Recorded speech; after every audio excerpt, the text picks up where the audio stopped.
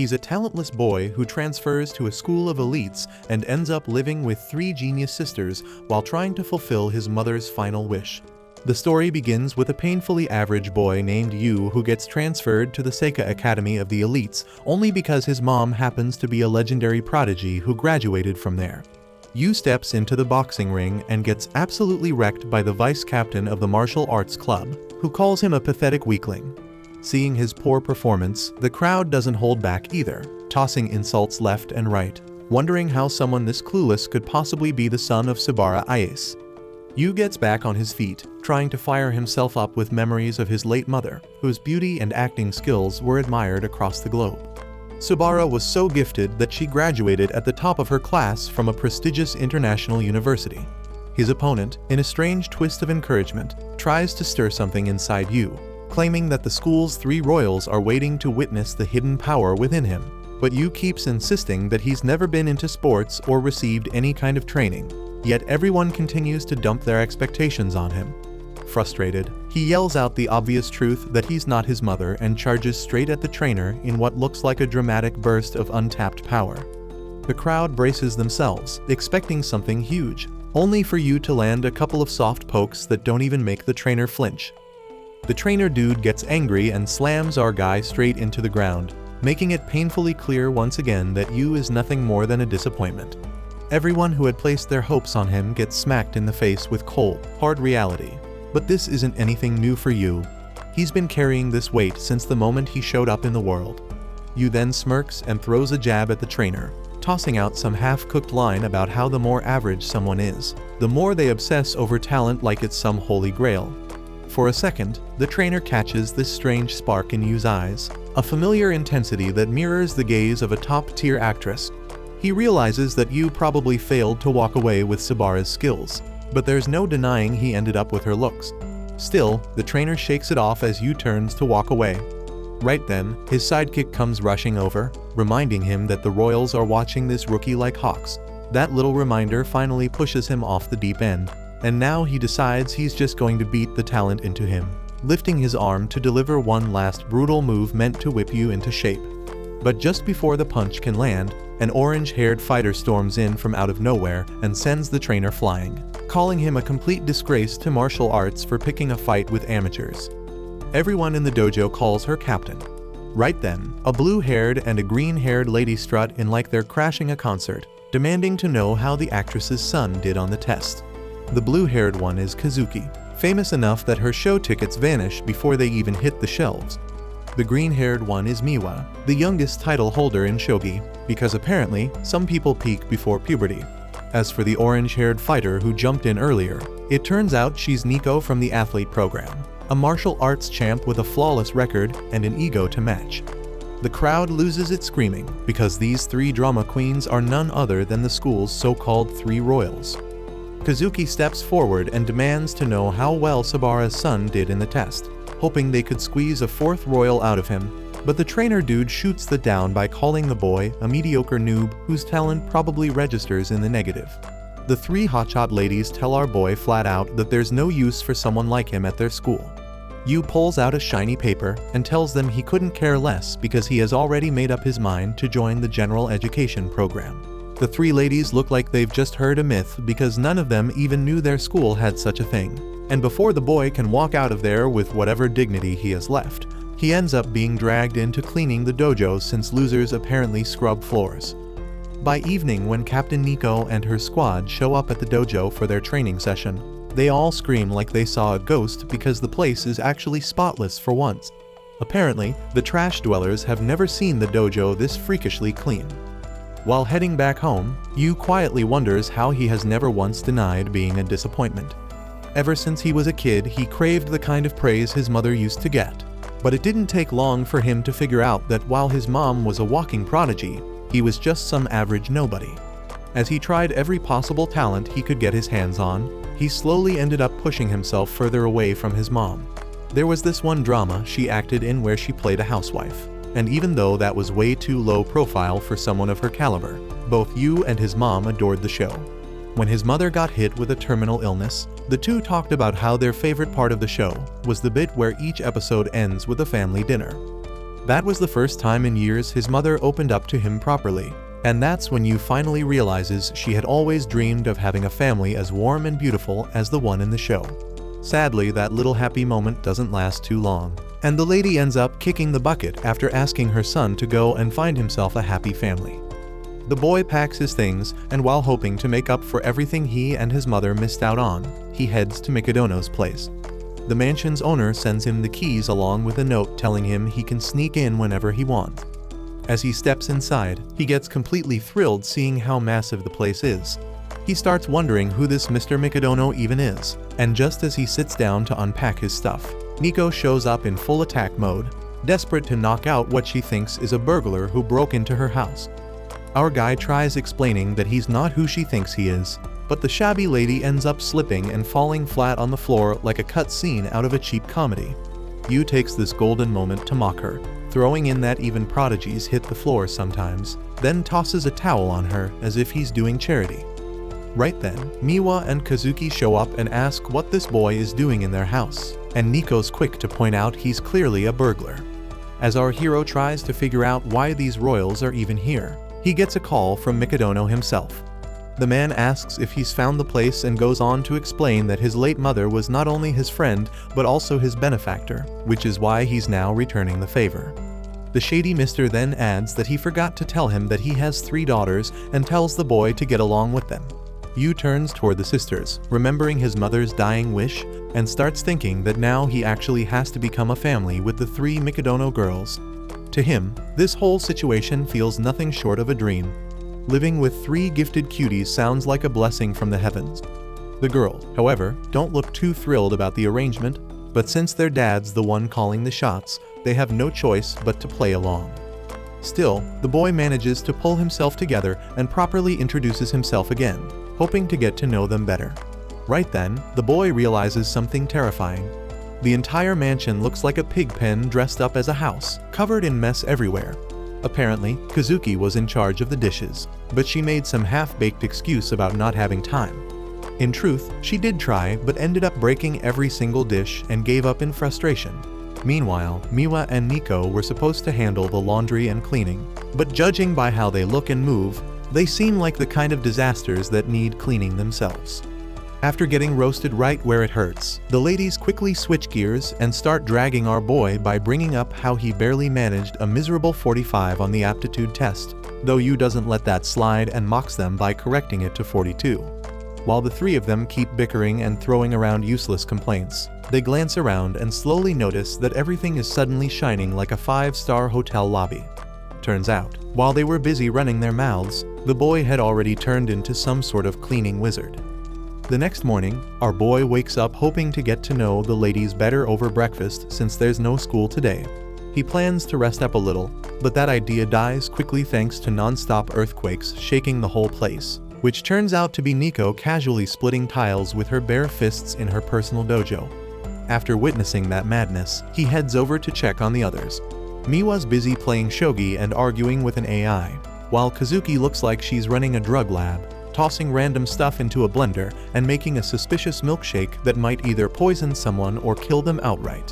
When he asks what she's doing, Kazuki mocks him and says it's just their version of a morning routine, the same way people like him need to brush their teeth and do other basic stuff. As Yu tries suggesting dinner together, the eldest Mikadono daughter tells him to handle the house since they'll all be out with packed schedules and rehearsals. He then turns to Miwa to invite her for breakfast, but she's already downing juice, probably fueling her brain with all the sugar it needs. Feeling crushed, the non-prodigy in a house full of geniuses walks to the kitchen, thinking how it's just like it used to be with his mom, who only ever cooked for herself, proving just how self-centered prodigies can get. He wonders how he failed to connect with his own family, yet somehow thought he could pull that off with complete strangers. Just when he sits down to enjoy breakfast, Nico walks in. Though she clearly wants to eat all the neatly baked food, she controls herself and claims it's an unbalanced meal for her. Yu starts licking the food to tempt her, but she loudly complains about the excessive carbohydrates and lipids, adding that she still needs at least 20 more grams of protein along with vitamin B. Yu finds it ridiculous how someone needs to calculate nutrients before eating. Nico explains that for her, eating right is just as important as training.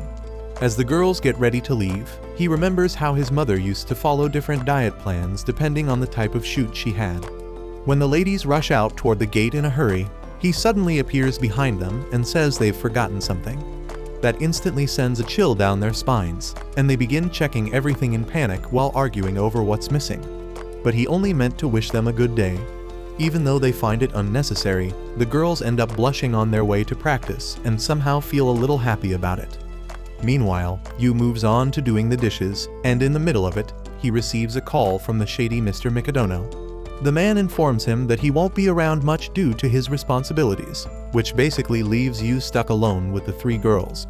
The uncle then asks him for a favor, saying he should support his daughters since they'll soon be facing their own hurdles. According to him, simply being there for them would be enough to help them open up. His future father-in-law goes into detail that each of the sisters has their problems to go through. Firstly, Kazuki has an upcoming audition. Nico will fight for the top spot in the Karate Nationals, and Miwa has to fight for her title in a shogi match. Hearing that his chances of smashing will skyrocket if he is successful in helping the girls out, Yu gets really excited and hangs up. After taking a deep breath, Yu wonders what someone useless like him can even help them with. With the physique of a chihuahua and the brainpower of a vacuum cleaner, he doubts he can help prodigies who don't take a minute off even on the weekends. However, that's when it hits him that if they fail, they will be called failures just like he's been his whole life. And to make sure that doesn't happen to them as well, he swears he will never let them suffer. He begins by going out on a journey to understand each of the girls to win over their hearts with wholesome family dinners. As the sun sets, Nico gets back home from training looking all depressed when her heart suddenly pops out of her chest because she completely forgot she has a man-slave living under the same roof. Yu takes a bit of the soup out of the pot and charmingly licks it up like holy nectar, making Nico go doki doki, and then offers her to taste his cooking for herself. But she smugly shoots him down and says she doesn't need his extra creamy stuff because she brought her own. After finishing her bath, she steps out looking like a queen only to find the little guy deep in the zone cooking up something so good even the Rock smells it from across the street. Yu goes through dozens of recipe books and locks in every detail to craft the ultimate dinner. Watching him go so hard even after she brushed him off earlier seriously gets under Nico's skin. Just then, Miwa walks in, and Yu grins like a proud chef announcing he's about to serve soup so good it will curl her toes. Seeing him act like a complete dork, the girls assume he's just running his mouth again.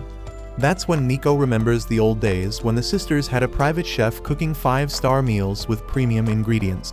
But even 5-star refused to eat that fancy slop because it seriously lacked nutrients, and she only eats what's good for her body. Later that night, the redhead is in her room chugging down Taco Bell like a starving African when curiosity finally wins her over. So she sneaks into the kitchen, sees Yu isn't there, and spots a fine feast waiting on the table.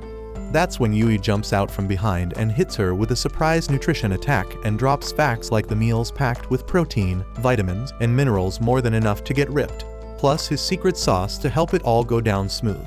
Overwhelmed by the stats, she admits defeat and Yu collapses because he is drained from talking to a diet expert the entire day just to craft the perfect dinner for her.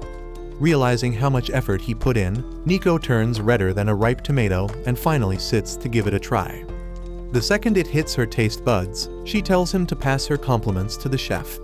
Yu, meanwhile, starts to wonder if he really can tame her with food the way he tames cats in Minecraft, but his goofy face makes her visibly uncomfortable. Meanwhile, Miwa's already drooling at the sight of the spread and tries to sneak downstairs for a bite. But Yu catches her mid-sneak and starts bombarding her with nutrition facts until she gives up and joins the table like a normal person. Hearing that he tailored the food for Miwa too, Nico's respect for Yu spikes through the roof. Miwa points at her sister's rare soft expression and notices it's been a while since she's looked like that, and also notices Nico's packed on a few pounds. Nico snaps back that Miwa's not exactly model material herself, but Miwa just laughs because all the goods go up top while the rest fuels her galaxy brain. While Yu is satisfied watching the sisters chat, Kazuki walks in and is instantly disgusted to see them eating together at the table like some kind of wholesome family. The Riz Lord sneaks up on her and casually lets her know he's got some brown rice packed with B12 for her skin, along with a salmon marinade full of antioxidants to wipe out all the depression from her long day at work. His pitch nearly works, but she shuts him down cold and refuses to be charmed like her weak-willed sisters. Nico snaps back and defends Yu's weak-willed tensions, but Kazuki makes it crystal clear she isn't against family bonding, and it's just that eating a peasant's cooking at the same table like a normal family doesn't quite suit the princess. And just like that, the last sliver of Yu's self-respect vanishes into the shadow realm. Seeing him look like his grandma just died, Nico grabs the plate from his hands and starts eating to cheer him up. But Yu recovers instantly and strongly warns her that if she keeps stealing extra servings, she really will turn into a chubby teddy bear. Miwa is baffled whether he even wants them to eat his cooking or not, while Nico nearly pops an aneurysm from his disrespect. Yu politely declares that it's his job to track everything that comes in or out of her body, and his outrageous wording nearly makes Nico explode in embarrassment. 3 days have passed since Yu moved in with the Mikadono sisters, but despite his tireless efforts, Kazuki still refuses to touch anything made by his filthy hands. Recalling their father's order to help the girls reach their full potential, Yu channels his inner Lelouch and makes a plan A. During break time, high-pitched squeals echo through the halls as a crowd of girls swarms Kazuki-senpai like moths, showering her with bottom-tier praise. Yu's jaw hits the floor at how wildly popular she is, but he braces for impact and waves hello at the pack with a big smile.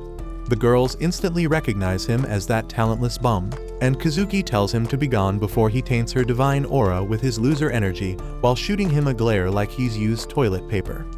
But Yu calls her a meanie as he announces he stayed up all night trying to win her over, and he has something only he can give her, and he is sure she would love it, obviously talking about his cooking.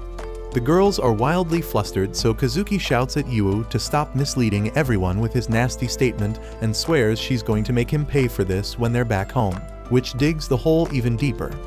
Her army of fans bombards her with questions, so Yu uses the chaos to slip away. Later, Yu meets up with Nico to strategize on how to win over Kazuki and ends up shocked at how much the karate club depends on her. But as soon as she spots him, Kazuki remembers his outrageous claim from the day before, and the sheer audacity of him showing his face again makes her livid. Her devoted simps instantly question who this fool thinks he is calling her by her first name so casually, but one look at the Demon Queen sends them running. Yu quickly realizes he won't make it out in one piece if he keeps this up, so Miwa is officially the only card he has left to play. Elsewhere in the school, Miwa is busy playing shogi on her phone when she hears her classmates struggling over a problem. She does some quick math and bluntly says they must really be deficient in brain cells if they can't even solve something that easy. As expected, the girls make a quick exit with their last shred of respect intact, and Yui watches them on their way out. He walks into class, but after sensing Miwa's completely different mood at school, he tones down his excitement. Yu politely invites her to join him for lunch in the cafeteria, but she tells him to get lost. When Miwa realizes he won't give up, she power walks out of class, and he keeps following her around the school. He stubbornly chases her even after she insists he leave her alone, and before they know it, she's laughing happily as she runs away like it's a game of tag. After playing around, the obviously not athletic duo pants like dogs with asthma, and he points out that she seems like the silent kid in class. Hearing that, she confesses that the low-wit conversations of average high school girls are too hard to relate to because she is one of the royals. When Yu says he can relate, she stares in raw confusion at how that's even possible. Sitting down with peak confidence, he says he's also pretty royal, or rather royally short, intellectually disabled, and a royal failure despite the charming looks he inherited from his amazing mother. He tries to explain to her that being different is not really a bad thing, and in the middle of his motivational TED talk, Yu forgets what he was even talking about, which really gets on Miwa's nerves. But after roasting him for a bit, she calls him a baka, her little baka. While eating lunch, Yu tells Miwa he's looking for a way to win Kazuki over because he's running out of straws to grasp. So she tells him that when she was 3, she saw her sister really happy when their mother made a meal special just for her. But that's pretty much all she remembers, which leaves Yu utterly shocked because his goldfish brain can't even remember what he did 5 minutes ago. But with that one clue, he gets back into the kitchen and starts theorizing what dishes her mom used to make for her. Just then, Kazuki appears from behind, looking like a zombie, and when he asks her a question, she falls with a heavy thud because she has a really bad fever. Later in her room, the princess argues it really wasn't a big deal, and that she was just tired. But Miwa gets third-degree burns just touching her forehead, and Nico tries to slap a cooling pad on her while the stubborn sister fights back. That's when Yu shows up with a bowl of porridge, which makes her so angry she throws all of them out before crying alone in bed over her frail body. Yu realizes she knows how easily she gets sick and still continues her rehearsals without fail. He leaves the porridge at her door, but after the second time she sends it back, he barges into the ungrateful gremlin's room and gets chewed out by her. But on her way to kick him out, her knees give out and she falls in slow motion while he just stands there ready to become her human cushion. She then asks him why he won't leave her alone, and Yu fires back that he wants her to get well soon so she doesn't miss rehearsals, and even offers to give her private classes. Kazuki seriously doubts his skills, but he brags that he debuted when he was 2 and asserts dominance as her senpai with 4 years of seniority. After going over the script, he takes the role of the princess while Kazuki plays the prince. Although the moment the first line more stiff than morning wood leaves his mouth, she slams the door in his face. Our boy tells her he was just warming up before he admits that his mom got him countless auditions and he failed every single one. That makes her really angry, and she tells the Nepo baby he'll never understand what hard work feels like. But he returns the next day after rereading the script, only to get rejected again. On the third day, he comes back after practicing 10 times, but his horrendous acting makes her ears bleed. The day after, she angrily tells him to stop nagging so he admits defeat, while she remembers the high expectations of her acting team to carry the film with her flawless performance. Kazuki decides to get out of bed instead of wasting time, but when she sees Yu practicing in the living room, it's a real shocker how much he still sucks even after all that effort, and that makes her smile. The next morning, she gets to hear his NPC tier acting again, but this time she decides to play along. In that genuine moment, Yu delivers some brilliant acting that shocks them both. He tears up over finally making his mommy proud after 14 years of failing, and Kazuki is refreshed to see the goofball getting so happy over a single line. That makes her so happy she tells him she'll let a peasant like him serve her a meal, but on one condition. Yu asks what it is, but she acts super shy like she's about to show him her browser history in incognito mode, and then suddenly blurts out a list of things she doesn't want to eat, which makes Yu realize she's too embarrassed to admit she's a picky eater. The following day, Miwa and Nico have seizures in sync as they watch Kazuki calmly eat Yuo's cooking with satisfaction and think the end times are coming. Yu compliments her for finishing her soup like a good girl, but she says she'll eat anything if it doesn't have carrots. That's when he whispers he put shredded carrots in it the whole time and leaves her quivering. Taking a seat, he finally breathes a sigh of relief after finally succeeding in hooking the sisters on what he cooks. However, he is hit with a big surprise the next day that they won't be needing him to cook for them because the girls will be out most of the day practicing for their big day. So he awkwardly wishes them a good day while feeling like a housewife who just got divorced. Still, that's nothing new for him, since his mother was also out for months at a time, though that's exactly why they didn't get to become close like they wished. Once again, he gets hit with a vibe check that the distance between geniuses like them and no lives like him is too big, and even though their father asked him to support them, he's lost on what to do.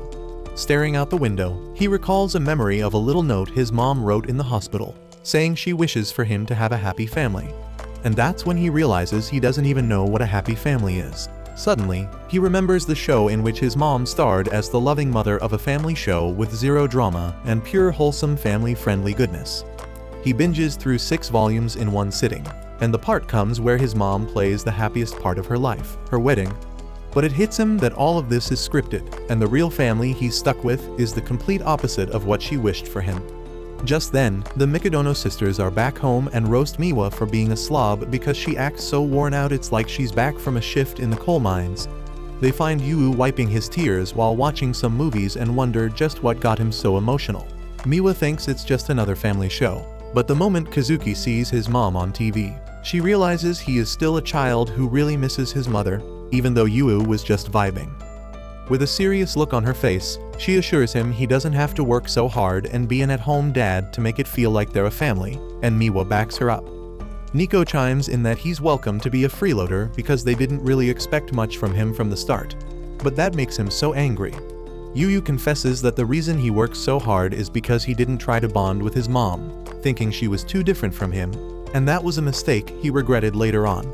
so he wants to connect heart to heart and refuses to miss the chance at enjoying a happy family life with them as well. All three sisters are creeped out the moment they hear him say happy family, and Nico mumbles to herself that happy families are a fantasy that only exists on TV. But Tsundere still humors him and asks how they can be family. All the while the protagonist on TV proposes to the heroine and kisses her, making the audience squeal. After watching that, Yu feels the Mikadono sisters pierce his soul with their stare before going full panic over the little man's crazy plan. Kazuki is in denial. She actually fantasized about getting married for a sec, while Nico tries to convince herself she'd rather train than marry a failure, and Miwa thinks she got brainwashed by the stupid love scene. Right then, Yu declares that he's already made his choice and says Nico's name, leaving her frozen in place. He hypes it up and states they have to know each other's birthdays. The three sisters short-circuit as he explains Nico's in the same grade, so as family he should know whether she's his little sister or an Ara-Ara-1-san. That baffles the girls again, and they tell the freeloading peasant to stay in the trash where he belongs. Later in the bath, Nico is still flustered during her bath when she hears his low testosterone scream echoing from the kitchen. She rushes out thinking someone broke in, only to find him devastated because there's no bread left for sandwiches. Nico snaps at him to stop crying over things as tiny as him. But when she realizes she's basically naked, she flies off in embarrassment and bumps right into Miwa. Her intellectual sister immediately notices she's a bit too red for someone who just got out of the bath. Miwa begins analyzing every possible scenario that could have made her this flustered when Yu shows up with a bundle of towels. Her hormones go haywire the second his hand touches hers, so she drops the towels and starts bullying him, which makes Yu think he's being punished for freeloading. Seeing Miwa having a hormonal meltdown just like her, Nico asks if she also has a crush on the little rascal. But Miwa immediately locks onto the also and starts chewing her out on confessing by accident, while Yu silently folds towels in the war zone. Watching the two sisters make a ruckus, Kazuki sighs and tells her little sisters to act their darn age. Yu asks for her help putting a pot away on the top shelf, and the charming princess asks if he needs anything else after she's done. When Yu thanks her with a charming smile, she acts cool as it obviously didn't make her melt, until her sisters catch it and call her out, triggering a heated threesome over who's the biggest idiot in love. Eventually, Yu gets fed up and tells them all to knock it off because they're family.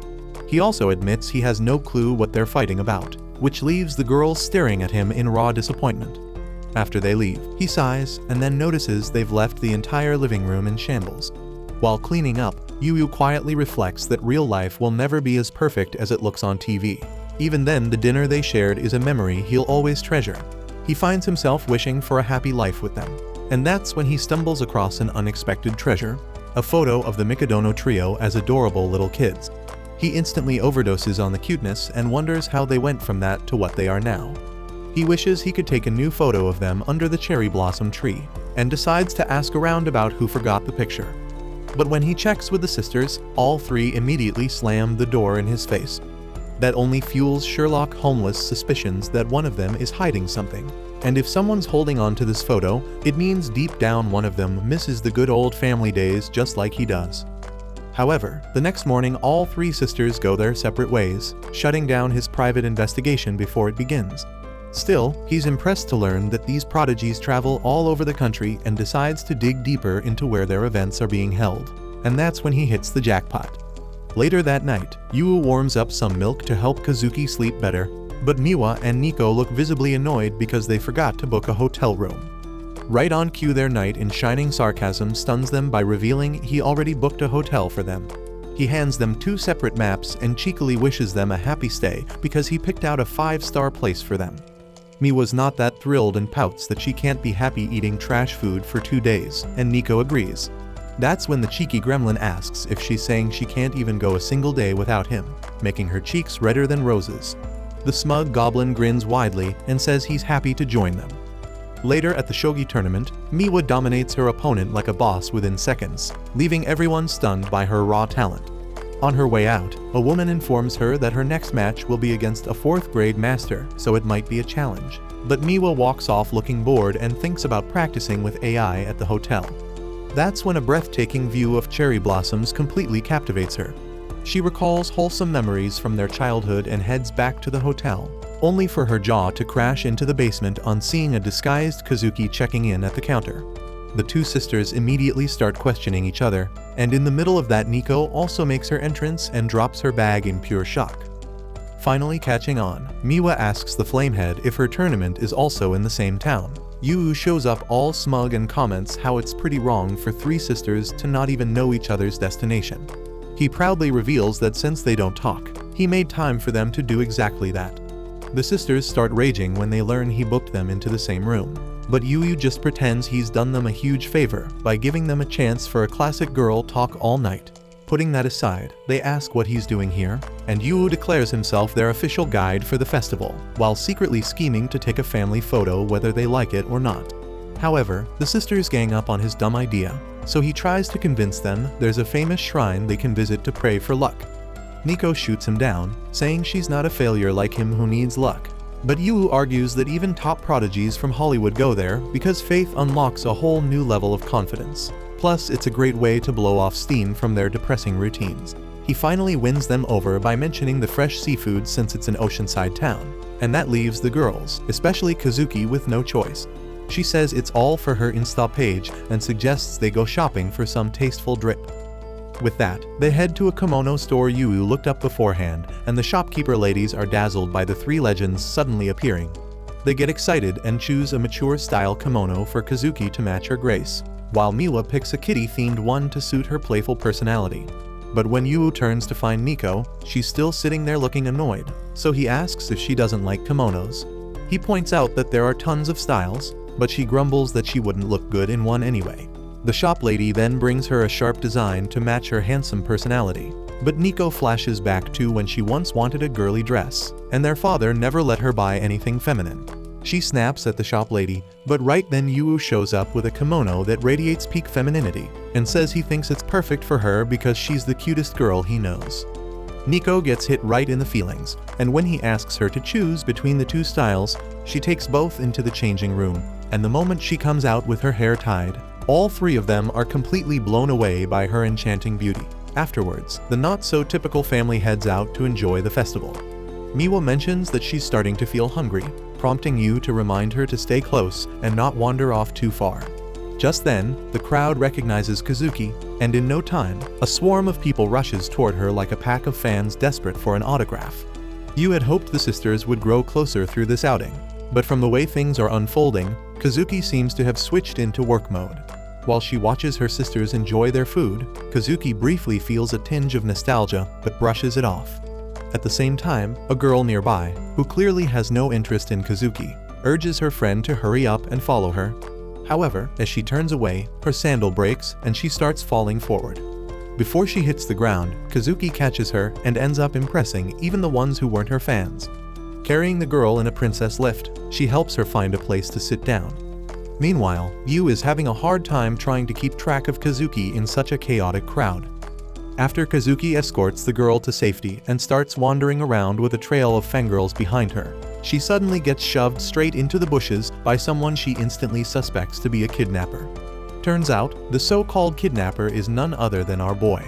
The blue head gets ready to raise hell, already puffing up with rage, demanding an explanation for whatever that was supposed to be, but before she can start ranting, he calmly shuts her up and tells her to just dig into the food he brought so she can actually enjoy the festival. She argues, of course, and turns her face away like a sulking cat, insisting he can't always bribe her with food. But our guy isn't backing down and points out that he saw she hurt her foot. Without wasting time, he checks it and finds out it's actually a pretty bad injury. While carefully wrapping it up, he drops a few wise words about how she doesn't need to fit into anyone's expectations and should just be whoever the hell she wants to be. The redhead finishes bandaging her foot with that calm, no-nonsense touch, while she sits there silently blushing like a confused middle schooler. Meanwhile, Nico and Miwa are trying their best to enjoy the day, but it turns out the orange head is hilariously hopeless at festival games. Her face turns redder than a boiled tomato as she keeps failing to catch even a single salmon, flailing around like she's fishing with her eyes closed. Just then, both of them freeze when they spot their elder sister walking over to join them, and right beside her is Yu, who's somehow convinced her to wear a sus mask to help her go incognito. Yu then suggests a match, teaming up with Kazuki, while the other side gets stuck with Nico and Miwa. Nico immediately takes a jab at her sister, saying she should wear that creepy smiley mask all the time since her usual face looks like she's ready to kill someone. Kazuki smiles under the mask and the match kicks off. Yu ends up snapping his fish-catching paddle first, followed by Miwa, who